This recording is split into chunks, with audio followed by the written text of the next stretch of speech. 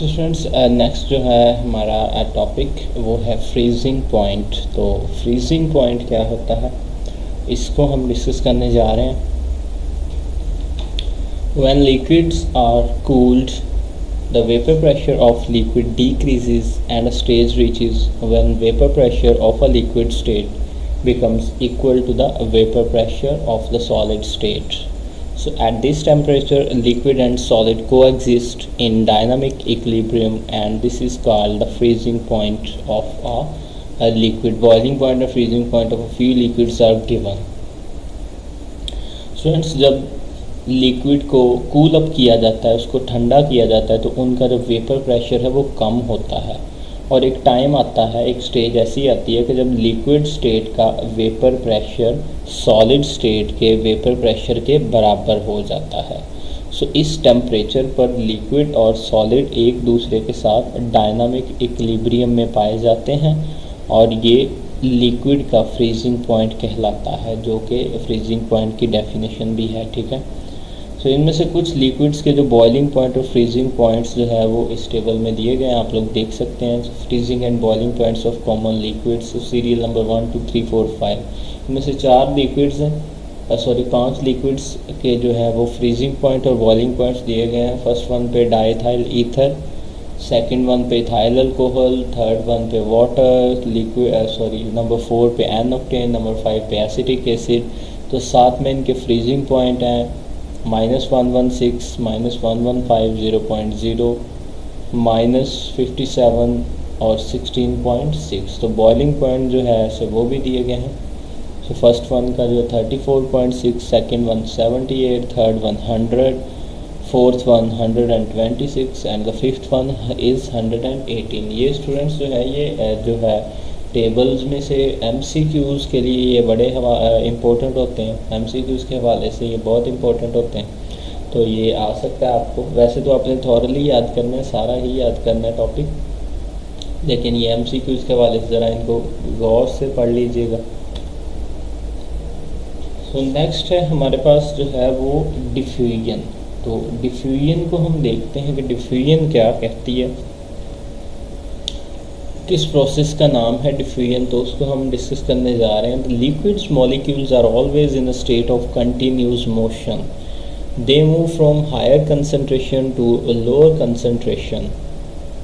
They mix up with the molecules of other liquids so that they form a homogeneous mixture. For example, when a few drops of ink are added in a beaker of water, ink molecules move around and after a while spread in whole of the beaker. So diffusion has taken place. So liquid diffuse like gases, but the rate of diffusion of liquid is very slow. ये तो students इस paragraph में हमें क्या समझाने की कोशिश की गई है, तो इस पैराग्राफ में हमें असल में बताया ये गया है कि लिक्विड के मॉलिक्यूल जो है वो कंटिन्यूस मूव करते हैं, वो सलसल हरकत की हालत में होते हैं।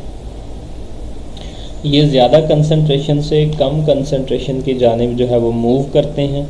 ये दूसरे लिक्विड के मॉलिक्यूल्स के साथ इस तरह मिलते हैं कि एक होमोजीनियस मिक्सचर बना देते हैं। ठीक है, तो ये एग्जांपल आपने कोट करनी है। मिसाल के तौर पर जब पानी के एक बीकर में इंक के चंद कतरे शामिल किए जाते हैं, तो ये आपके सामने आपकी जो है स्क्रीन पे फिगर भी आ रही होगी जहाँ पर लिखा हो 5.6 डिफ्यूजन इन लिक्विड्स। तो एक बीकर है आपके पास, उसमें पानी है और रेड कलर की जो आपको नज़र आ रही है वो इंक है। ठीक है, सो मिसाल के तौर पर जब पानी के एक बीकर में इंक के जो है चंद कतरे शामिल किए जाते हैं, तो इंक के जो मॉलिक्यूल्स हैं वो इधर उधर हरकत करते हैं। तो ये आप लोग खुद से भी कर सकते हैं। तो एक बीकर लें, उसमें पानी लें, तो उसमें कुछ 1 2 या 3 ड्रॉप्स जो है वो इंक के डाल दीजिएगा, तो आपको बिल्कुल ये जो यहाँ बताया गया यही प्रोसेस नज़र आएगा। तो रोशनाई के इंक के जो मॉलिक्यूल्स हैं वो इधर उधर हरकत करते हैं और कुछ देर बाद पूरे बीकर में फैल जाते हैं। सो लिक्विड में डिफ्यूजन का जो प्रोसेस है वो भी गैसेस की तरह होता है, लेकिन डिफ्यूजन की जो रेशियो है वो बहुत स्लो होती है। ठीक है, the diffusion of liquid depends upon the following factors.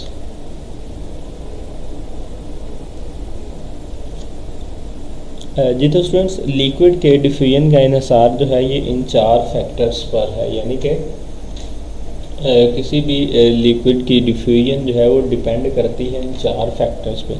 तो ये 4 फैक्टर्स कौन कौन से हैं? नंबर 1 इंटरमोलेकुलर फोर्सेस, तो सेकंड वन पे size of molecules, and the third one shapes of molecules, and the fourth one is temperature. तो जी तो स्टूडेंट्स, इनको जो है हम 1 बाय 1 डिस्कस करेंगे। तो सबसे पहले मैं बात करूँगा इंटरमॉलिक्यूलर फोर्सेस की। ये जो फैक्टर है इस पर जो कैसे डिपेंड करता है डिफ्यूजन ऑफ लिक्विड का जो प्रोसेस है, ठीक है। So liquids having weak intermolecular forces diffuse faster than those having strong intermolecular forces. So इसका मतलब है कि ऐसे लिक्विड्स जिनमें कमज़ोर और इंटरमॉलिक्यूलर फोर्सेस होती हैं, कमज़ोर इंटरमॉलिक्यूलर फोर्सेस होती हैं, उनमें डिफ्यूजन का जो प्रोसेस है वो स्ट्रॉन्ग इंटरमॉलिक्यूलर फोर्सेस वाले लिक्विड की निस्बत जो होता है वो तेज़ होता है। और नेक्स्ट वन है हमारे पास factor size of molecules. Big size molecules diffuse slowly, for example honey diffuses slowly in water than that of alcohol water. जी स्टूडेंट्स, ये बिल्कुल सही बात है। सो बड़े साइज़ के मॉलिक्यूल्स में डिफ्यूजन का प्रोसेस जो है वो सुस्त होता है। तो मिसाल के तौर पर शहद का पानी में डिफ्यूजन का अमल अल्कोहल का पानी में डिफ्यूजन के अमल से भी सुस्त होता है, ठीक है। Third one is shapes of molecules. So regular shaped molecules diffuse faster than irregular shaped molecules because they can easily slip over and move faster। जी तो स्टूडेंट्स, इसका मतलब है कि रेगुलर शेप के जो मॉलिक्यूल्स हैं वो चूँकि आसानी से फैल और तेज़ी से हरकत कर सकते हैं, इसीलिए इनमें डिफ्यूजन का प्रोसेस जो है वो एक रेगुलर वे से कि उनके मॉलिक्यूल से जो है वो तेज़ होता है, ठीक है।